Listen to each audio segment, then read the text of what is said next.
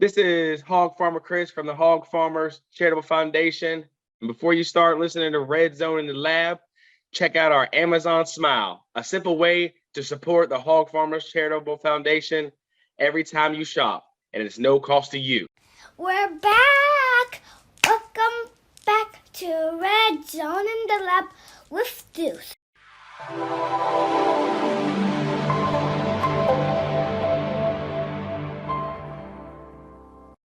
Welcome to a brand new season of the Red Zone in the Lab podcast, where nothing is off the table.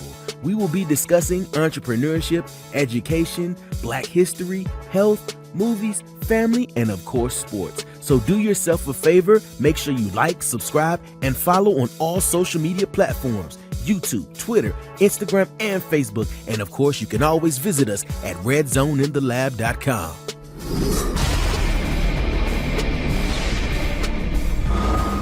Welcome back. This is Red Zone in the Lab podcast. I am Deandre Swift, and joining us today as we discuss the Lions Commanders game this upcoming Sunday, Malcom Hart, co-host and editor of the At Pride podcast. What is good with you today, bro? Hey man, what's up, man? Yo, thanks for having me on the show, man. Yeah, man. My wife is from Detroit, man. So Detroit is like a second home to me. Okay. I actually was just up there like 3 weeks ago. Sister-in-law had her 50th birthday. So having the Lions, the Lions, you know what I'm saying? I'm around a few of them, I would say. I'm around a few of them. Let's go, man. That's good, man. So real quick, what's the Pride podcast? What's that about? Yeah, the Pride podcast is a Detroit Lions podcast. It's a podcast we've been running since 2018. This is with me and my two guys. They actually live in Michigan. I actually do not live in Michigan. Mm-hmm. I actually live in South Florida, so I'm in the warm weather, chilling by the beach. I'm good right now. But it's me, my two co-hosts that lives in Michigan, and we just talk Detroit Lions football, man. It's just a kickback show, it's like a barbershop talk, man. So we just we have our shows every week, and we just talk about the games, man. Yeah, real talk. So you live in Florida. Are you from Detroit? No, I'm not, man. Okay. I'm a Lions fan by choice. So what happened, man? How did you Everybody's like, get what? there, man? Everybody's like, what? You're a Lions fan by choice? What the hell? How did you get there? Man, you know what, man? Growing up, I was like, basketball was my first love. So I was actually born in New York, so I'm a Knicks fan. So basketball was my first love. I wasn't really too much into football until I actually moved down to South Florida. And at that point, I was like, you know what? Let me just find a team, And it got to the point that I had a favorite player. And my favorite player was Barry Sanders. Okay. So it just got to that point that I actually just stuck with it. I was like, you know what? I'm gonna ride with it. I'm gonna ride with the Lions until the wheels fall off, whatever. And yeah, man, it's been rough. It's been rough, but I'm here. I'm a Lions fan by choice. That's crazy. All right, man. So year 2 of rebuild. Let's just give me a brief recap of year 1 and what positives can we take from there to kind of build into this year. You're talking about the Dan Campbell era, the biting kneecaps era. It's been awesome, man. I love it, man. It's been great. We came from the last regime that we had with Matt Patricia, man. It was terrible. It was probably the worst. Even his dress was terrible. Time. Yeah, man. It was probably the worst period of Detroit Lions football very, very, very long time. And I'm talking about even going back to like the early 2000s. That Matt Patricia era was terrible. It was awful. So having this new regime come in, a lot of former players are coaches. It brings a lot of energy, man. It brings a lot of energy, and the players respect it. So it looks like everybody's on board right now. So it's definitely a good feeling in Detroit because we see the bright light. Things are looking bright right now. How's the Hard Knocks experience? We had some players that have been on there a couple of times. Like we had Jared Goff when he was on the Rams. I think this is his third time being on Hard Knocks. I think maybe that's what it was Jared Goff. So when he was on the Rams, I think the Rams had it twice when he was there, and now he's in Detroit. But the whole Hard Knocks experience was awesome, man. I didn't even get into Hard Knocks like that before, but getting to watch your team and get to see everything that's going on behind the scenes, it was really dope, man. I wish more teams could experience it, man. It was dope. Yeah. And just being on that national stage, it takes everyone else and puts them in your backyard to see, what's going on. And it's a good thing and it could be a bad thing. So I don't think we will ever get it. I think it wouldn't be that much about football if we ever got Hard Knocks. It'd be about everything outside of football. But yeah, man, but that's good. So we training camp, preseason, all the way down up to the 53.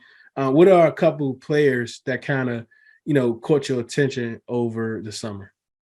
Are you talking about like returning guys or just like rookies or just anybody? Anybody. Yeah. All right. So some guys that caught my eye, this training camp. One would be Deandre Swift. I mean, I'm pretty sure a lot of people saw what he did week one. Mm-hmm. He's coming into his own, man. He's actually a guy who, Detroit as a fan base been waiting for a very long time, which is a consistent running back. And we haven't had one in a while. So, we're hoping that, Deandre could stay healthy and he could be that guy for us because he has all the tools. Mm-hmm. And on defense, if you look at on defense, there's a rookie that we drafted in the 6th round that he's been turning heads. Now, I'm not going to talk about Aiden Hutchinson. Yeah, that's what I thought you was going with. I'm not talking about Aiden because everybody knows about Aiden Hutchinson. But it's a guy we drafted in the 6th round. Mm-hmm. And he just since he came in, he's just been on fire with everything. And like, if you watch Hard Knocks, you'll know about him because there was a point that the coaching staff got all the veterans in the linebacking group and said, look, this guy is playing better than all you guys. And he was drafted in the 6th round. The guy I'm talking about is Malcom Rodriguez. Mm-hmm. And he came from Oklahoma State and he's just been balling ever since he came in, man. I like what I see from him. I think that kid has a bright future. Yeah, he had some good plays last week from the linebacker position. He can move sideline to sideline. He can kind of burst up, make some plays upfield. He had a few good tackles and stops. So yeah, he looked good last week. I would say that. He looked good. Yeah. So and it's crazy because we drafted him in the 6th round, and I can say confidently that he's probably our best linebacker. Yeah. So let's talk about last week a little bit. Any surprises from that game? Like when you went into that game and you came out of it, any surprises from that game? Any surprises? I mean, not really. I mean, I thought I actually had the Eagles beating us. Mm-hmm. I actually had it being a close game. I just wasn't sure how close it was going to be. I knew it was going to be a 1-score game, but I didn't know if it was going to be a 3-point game, a 7-point game. But I knew we were going to play them close. And what actually surprised me is that they let Jalen Hurts run too much on them. I thought going in, I thought they would have a better game plan to stop that. But he damn near ran 100 yards on us, and that's kind of unacceptable, So I'm hoping that they get it fixed if we ever have to face another mobile quarterback again. Yeah, because we don't have to talk about what could last year and all season. Now we have some actual content to go off of. When you think about Jared Goff, what he's able to do, you think about the game last week. How do you think he fared, and what's your expectation of him moving forward for the rest of this year? And where can you be confident to say, okay, yes, this is going to be our quarterback of the future? It's tough, man. It's tough because Jared Goff is a guy that he has to be set up for success. Like everything has to be right for Jared Goff in order for him to be successful. Because even if you look at last week, you look at it when we played Philadelphia, our right guard is out, and he's probably going to be out for a long time. Halapute Vaitai. We just found out today that he's had back surgery yesterday, so he's going to be out for an extended period of time. Yeah, so we had our pretty much like our third string guard come in to play that guard position because our backup was also hurt, which is don't make me laugh. I forgot his name. I got you. Tommy Kramer. Yeah. All right, there we go. So Logan Stumberg is been playing that guard position. He played the last week and he struggled. I mean, he had ups and downs. He's not a rookie. He got drafted maybe 3 years ago. But he's been in the practice squad. He hasn't really. This is his first time making the he's usually in the practice squad, but this is his first time in the roster. First time playing starters, and he struggled, and it showed yesterday because when when somebody in the offensive line is struggling and the pressure's there, Jared Goff, the timing gets off, and then he looks bad. People are like, what's going on with Jared Goff? Well, he's getting pressured. When he gets pressured, the timing is off with the passes. The passes look crazy. The wide receivers look crazy. Everything's crazy. So it was tough. It's really tough for him. And then to say, is he going to be the quarterback of the future for Detroit? Again, everything got to be right for him, man. So if our offensive line could get it together and give Jared Goff time in the pocket, he can have a successful career. I'm not saying that he's completely garbage. We got you. I think he's a capable quarterback to win you games and could win you a playoff game. He done it in LA. He even went to the Super Bowl in LA. Mm-hmm. So he could get you there. It just everything got to be right. Everything got to be perfect. He's not going to create nothing. He's not going to make something out of nothing. Right. That make perfect sense. Yeah. That's where we are with Jared Goff. So we just got to see, man. If he could have a good year, then maybe he stays. I mean, I don't know. We just got to see. Yeah. Do you sit back and say, man, these walls just need something? Feel like it's time to freshen up your place with something new? If your answer is yes, then it's time to call Rob of Lewis Paints Plus, the accent wall expert. Rob will even give you a free estimate on how he can transform those boring walls in your home. To book today, call 240-418-5241 or reach out on Instagram at Lewis Paints Plus. And for 10% off, tell him Red Zone sent you.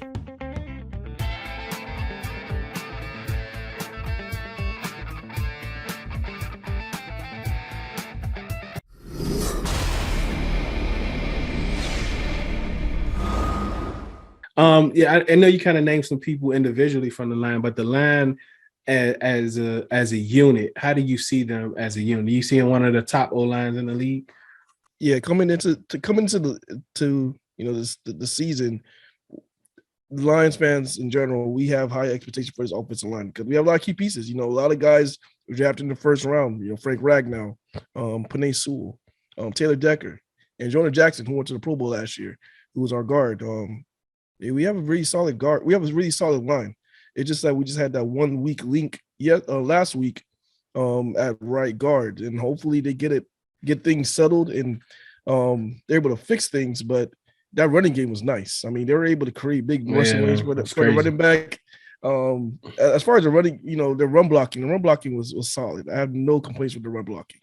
Yeah, man, off the line of scrimmage, I was getting like 2 yards, the offensive lineman, like the one-on-one blocks upfield. Like he was getting to the second level like it wasn't nothing, man. So that's one of my concerns is that. But for us, I know we have a strong defensive line also, Pro Bowler, first rounders, whatever the case may be. So I think that trenches game is going to be very key to who wins the game on Sunday. So when it looks at like your skill position players, tell me a little bit about what to expect from them. I mean, I think their best trait right now is run blocking. From what I saw last week, they did a phenomenal job run blocking, blocking the guys downfield. But, I mean, as far as like real skill players, probably Amon-Ra St. Brown is probably like looking like Jared Goff's favorite target right now. It's really like a security blanket pretty much. So I would go with Amon-Ra St. Brown. You also got to look at our tight end, TJ Hawkinson. Who's also playing. He had a really solid week one as well. So they have weapons right now. I mean, DJ Shark can stretch the field. Amon-Ra St. Brown can work the middle. TJ Hawkinson also can work the middle. They're solid. I mean, I don't see that we have that elite guy, but I think they have solid guys all across the board. You all had a lot of drops. Is that just an anomaly? Timing. Yeah. So what happens because of the issue with the guard that was filling in, Logan Stumberg, it took the timing off of Jared Goff, so he had to throw a lot of passes for his hot read because the pressure was coming right in his face. But if you have a really strong defensive line, a lot of guys up there, Fletcher Cox and all those guys, Jordan Davis. So it was mainly the pressure that was getting to Jared Goff and forcing him to throw the ball really early, and it threw the whole timing off. So that was probably like the main key of the drops. Then there were just drops. That was just drops. Yeah. Aiden Hutchinson. We went against Trayvon Walker last week, so it's like a 1-2 type thing with us as far as pass rushers. Yeah, right. So so now we got Aiden Hutchinson on this week. Yeah, I mean, I know a lot of people are looking at what he did last week and they're like, "Oh, he had no sacks." But we played against a like guy that at all, bro. Yeah, Like we played against a guy who was really good at escaping the pocket and getting away from pressure. Jalen Hurts did a really good job. I mean, there was a lot. If this was any other quarterback, I think we probably would have had 6 sacks last week. But I think I had 13 pressures, I think. Yeah, but the way he was able to escape the pressures and make something out of nothing. I mean, he did it at a high level. So, I mean, there's really not much he could do. That's like playing against Lamar Jackson. You wonder how many sacks to get against Lamar. I mean, he can escape the pocket really well. So it was one of those situations. But I think he played well. He put good pressure on him. He almost had Jalen Hurts, but Jalen Hurts was able to escape it. But there's no worries about Aiden Hutchinson. He is everything that we thought he was going to be. What about the rest of the D line? What is a couple players that I can watch out for Sunday? Yeah, so because we have Aiden Hutchinson, he does make people better. So a guy who's actually benefiting of Aiden Hutchinson is Charles Harris. Charles Harris, he's looking like he's coming into his own. Last year, I believe he had 6.5 sacks last year, but playing very limited. I mean, he wasn't the starter. He was just coming as a rotational guy, but he did what he needed to do when he came in. He made the best of his opportunity. So he's a guy right now who's starting right now who look like he's coming on his own. Him, Austin Bryant, number 2, another edge rusher who's coming onto his own. The guy is benefiting off Aiden Hutchinson being on the opposite side. And as far as the line, those are the guys right now who's getting the pressure. Then you got to look for Lee McNeil in the interior. Lee McNeil is doing a good job as well. So those are the guys right now, man. All right, secondary. Well, let's do the linebackers first. And of course, we kind of talked about the 6th round pick a little bit, but is that an area of concern for you all, the linebackers? Concern? Not really. I mean, they're playing hard. Alex Anzalone, he's the starting linebacker. I mean, he's not the greatest, but he does things right. He's a guy who they have a lot of trust in and they count on them. So, you got Alex Anzalone, and then they sub in the will linebacker. So sometimes you'll see Malcom Rodriguez, the guy who I was talking about, or you'll see Derek Barnes, or you'll see Chris Board. So they sub those 3 guys in. So Rodriguez is not like a 3-down linebacker. I wish, man. No, man. Is it because of him or is it because of the scheme? I don't know what. I think it's because they're saying he's young and they want to ease him in. Got you. But clearly he's the best linebacker. I mean, it doesn't take a rocket scientist to know that he's doing everything right, and he's young, but he's doing everything right. So I think this defense is going to take a huge step once they say, okay, let's pencil him in. He needs to take majority of the snaps. And once that happens, I think that's when the defense is going to take, go to another level. But as of right now, you're going to see all 3. We're going to see a mixture of linebackers. You're going to see Chris Board. You're going to see Derek Barnes. You're going to see, some Malcom Rodriguez. It all depends, man. Aaron Glenn is creating a strong name for himself on defense about getting after the quarterback. I watched the game. It seemed like he was blitzing at least, out of a 3-down set. He's coming at least once, maybe even twice. He's coming off the edge. Number 2, I don't know his name, but he came off the edge a lot. Austin Bryant. That's what that's okay. Yeah, he came off the edge a lot. I mean, he was sending nickelbacks. He was sending coin. He was mixing it up, man. And when you do that, you have to trust in your corners. I like Akuda. I always liked him. I liked him at Ohio State. I liked him coming out. He's a good press corner. So how confident are you that can hold up for y'all to be a blitzing team, press the corners, keep everything in front of you? I don't believe they're gonna do that game plan every single week. Okay.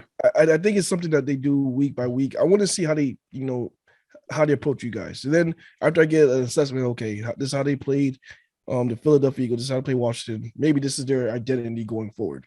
The thing with Philadelphia is that they have a scrambling quarterback. Yeah. So I think what they did, and it didn't work, but I think the whole mindset was, all right, instead of keeping a spy on Jalen Hurts, let's just pressure him. Let's just pressure the shit out of him and, see if he can, make nothing out of something. Let's see if he can make, escape the pressure and, and do something or make a big throw or do something.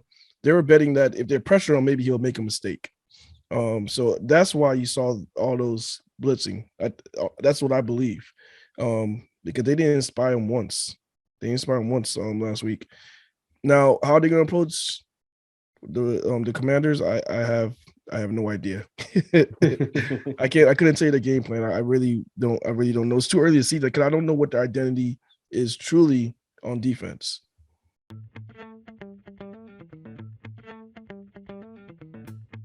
The calendar says that summer is ending soon, but we're still outside. So when it's time to hop in your ride, make sure you book the best mobile detailing service in the DMV, Miles Detailing. Call 240-273-4018 or contact on Instagram at Miles Detailing to book your service today. Mention Red Zone in the Lab podcast for 10% off detail services only. Ride in style with Miles Detailing, that is.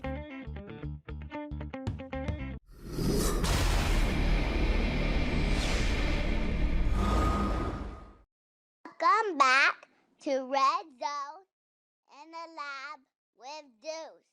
What do you think is a weakness of ours that you all can kind of exploit? Now, what I do know about the Commanders is that they have a lot of young weapons. Mm-hmm. They have Scary Terry. I know the guy they drafted, Dotson. Jahan Dotson. Yeah, so they have a lot of speed, man. So I don't expect Detroit to have that same game plan. Going, rush us, setting the house and having our young corners on the island with those speedy receivers because, Carson Wentz had 4 touchdowns last week. So, and it looks like that they do want to take the deep shots. Mm-hmm. Yeah, he eased into it last week.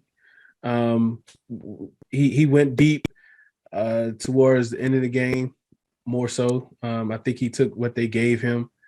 I think the game plan from the Jaguars was to bracket Terry McLaurin. They did that. So a lot of underneath stuff we was able to get, especially with Curtis Samuels. And then it changed because we finally adjusted. We didn't adjust soon enough. That's why we had that phase of the game where we was just, 3 and out, 5 and out. We just wasn't we didn't adjust to their adjustment because all of a sudden they started keying in on everything underneath. And then once we adjusted, that's when we was able to hit Terry deep. We were able to come back to hit Logan on a long crosser. And then the go-ahead score to Jahan deep in the end zone on the double move. So coming into this game and what the Eagles did, of course, we don't have Jalen Hurts as far as Jalen Hurts, the runner, right? So I don't expect Carson to look at, because a lot of things what I saw Jahan do is when the pressure comes, he might look at his first read, his first progression, he see a rush coming, and then he gets out of there. Carson is going to try to move around in the pocket to see a couple to go through his progressions a little more. I guess at least after the third progression is when he might try to look to scramble. But you all have some fast defensive ends. Do you think he's going to be able to work the pocket like that, or do you think you all going to kind of build up like those missing sacks that you all got last week? I think that's where Detroit did the attack as far as I think they got to test your O-line. Now, I don't know how you guys are with their O-line at all. I'm be honest with you. I'm not sure if they're top 10, top 20 O-line. Yeah. I'm not sure. Last year they were top 10, and this year pretty good too. Okay, good. I mean, so it's gonna be a good matchup. We held Trayvon Wall. He did have 1 sack, and even that sack, Sam Cosby didn't get set, and Trey Walker came off the line, beat him around the edge. But other than that, we kind of held him in check. That's good, man. So I mean, I want to see if Detroit if they're able to put pressure on Carson Wentz by just rushing 4. That'll be something interesting to see. I want to see if they're able to do that. If not, man, I'm not too sure, man. You guys have a lot of weapons, man. A lot of young And weapons. even not even like the wide receiver, it's the running backs that I think a lot of teams are kind of forgetting about.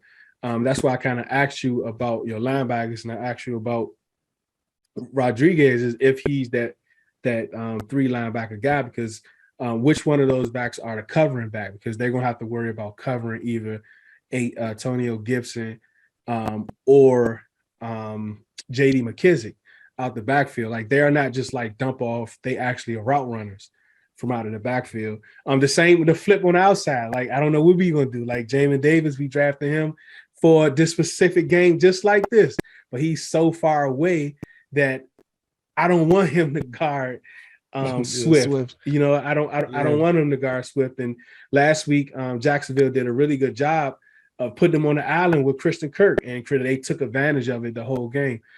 So hopefully we can make that adjustment. But even with TJ Hawkinson, I think we do have Cam McCurl. He's coming back this week. Of course, Forrest last week. He did outstanding second-year play. He didn't play last year or the whole year. So, but TJ is good. But that's my main concern is everything in the middle, everything over the middle, everything that requires our linebackers to cover. I'm concerned about. Is that something that you all kind of, you all are kind of great at? Is, of course, Deandre Swift, but he didn't have no catches last week. I don't know if that was by design, or I don't know if Philly made that a priority. He had no catches? You read that? No, I think he had a couple. He had a couple. No, I don't think he had no catches last week. I think he had like 24. I know he had like 170 all-purpose yards. So I think he had like 24 yards. He had okay, maybe he did. Maybe it was like 24 something yards. It was nothing major, nothing crazy. Okay. Yeah, I was gonna say, what the? maybe that's why then, because it. Yeah, okay. It was a low amount though. It was a low amount though. Okay. I don't know, man. I think maybe with what I saw last week is that offensively, I know that their identity offensively. They're gonna try to run the ball. They're gonna try to do the same thing. As far as try and create those holes. They're going to pull their guards. They're going to do a lot of trap plays and try to create big rushing lanes and see, the Swift could go back to back.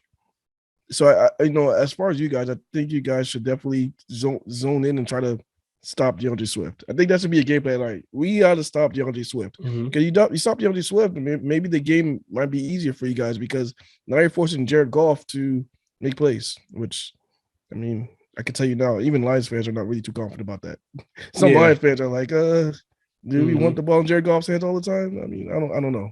I think that's what we'll do. I think we'll make Jared, as they say, we'll make him beat us. Maybe put 7-8 in the box, because you all do have a good run game. We have a good pass rush. Run rush. So that's going to be a good battle. I can't wait to see that battle. Of course, we have Jonathan Allen, Deron Payne. So I'm really looking forward to seeing that battle, especially between that inner trenches between the two guys, the center and the two D tackles. I'm looking forward to that. What about the other cornerback? I'm going to say because I can't pronounce his name. Emmanuel Warrior. Yeah, him. That guy. Number 24. Him. So with us having the wide receivers that we have, and I know you all have the safety Trayvon Walker. No, not Trayvon Walker. Tracy Walker. I was close. Yeah. Close. I'm getting close to the names, man. Yeah, man. I really just started getting into a lot of film, so I watched the game, the condensed version of the game. I watched it, so I'm trying to, learn the names as I get ready for Sunday. But yeah, man. So, how confident are you that those guys can kind of cover us on Sunday? One-on-one, not confident at all. If they're going to cover one-on-one on the island, I'm not confident at all. Now, do I expect them to have help over the top? Yeah. Emmanuel Warrior, he's a good corner. He's our number one corner right now, which doesn't say much. He's a solid corner. He's just not like an elite corner. If he was on another team, probably wouldn't be a number one corner on another team. But he's a solid corner, a starter-capable corner. He does struggle with speedy guys. So, if there is any point that there is man coverage, I do expect help. That's I expect help. And that's what I think Okudah- about. Even like when you say that, that's what I'm thinking. Like maybe they are not going to be able to blitz as much as they did last week. Yeah. And then Jeff Okudah, I mean, Jeff Okudah, he did solid last week. I can't say nothing negative about Jeff Okudah. He actually, his assignment, I mean, was to pretty much shut out. I forgot the kid's name from Philadelphia. Yeah, the number 6 receiver. Oh, Devontae Smith. Devontae Smith. Yeah, Devontae Smith. Yeah, that was his assignment. And he held him out, held him without a catch. So he's doing a good job, man. He's coming into his own. He's building his confidence. I know the Lions fans right now, they're pretty excited about Jeff Okudah right now. That's good. They should be, man. All right. Are you ready for predictions, or you usually do that towards the end of the week? Oh, you doing predictions? Yeah, I mean, we'll have to, man. I respect your content, I respect your work, man. I just kind of, throw it out there. We can, man. But always say for Wednesday, it's like predictions with the ability to change, like the ability to amend. Yeah, that's still cool. Early. Yeah, I don't mind. You got the first injury report. I'm Don't look like whatever. nobody playing on the injury report. When you look at Wednesdays, everyone freak out on Wednesdays. Yeah. You know what I'm saying? But high scoring game. I got it within 1 point. I'm looking somewhere around, 31-26, 31-27, somewhere around there. But that may kind of adjust towards the end of the week. Because like when Swift don't play, then I think that's gonna be a different story. But there you go. Those are my predictions with the subject to change. Is and I am rooting for you guys as far as the season. But if Detroit does not win this game, it's going to be a state of emergency for Detroit. Really? Because but it's the second year of a rebuild. It's the second year to rebuild. I know that, but the thing is that they won 3 games last year, and they, as far as a team, you don't want to lose your first 2 home games and go 0-2 on your first 2 home games. So I think there's going to be some type of a panic. It may not be with the organization. They may say, it's a long season, only 2 games, yada, yada, yada. But I know the fan base, Detroit fan base, they don't want to see an 0-2, especially against a favorable matchup. As far as I think this team is equal. As far as you're looking at these 2 teams, I think they're very, very equal. So now it comes down to play, the coaching and play calling and the game plan. I think if we're not able to execute a better game plan than the Commanders, I think the fan base will freak out. Because you wasn't supposed to beat the Eagles, but like for us, just like with you all, like we're looking at you all like, man, we should beat them. And it's the same the other way around. Like you all looking at us like y'all should beat us. But that wasn't the same with Philadelphia. And, hey, I get it. You know what I mean? So, yeah, it makes sense. The thing is that if this was an away game, I'll be like, you know what? The crowd, there's a chance that we could lose this game, and if we lost on the road, it's not that bad. It's a road game. Things happen, but this Detroit they're giving an alley-oop with having 2, starting the season 2 home games. And I just think they can't blow the opportunity of losing your first 2 home games. Yeah. So it's just tough. I think as a team, it's not a must win, but they really have to. They need to win. Just for the fan base perspective, yeah. But man, that's something already, man. But I know we on the pins and needles too for us if we lose. That's why I try to tell people y'all looking to Philly too soon. You gotta focus on Detroit. You can't just look past a Detroit. You can't look past a motivational coach, right? That's why I tell you can't look past a motivational coach, because sometimes motivation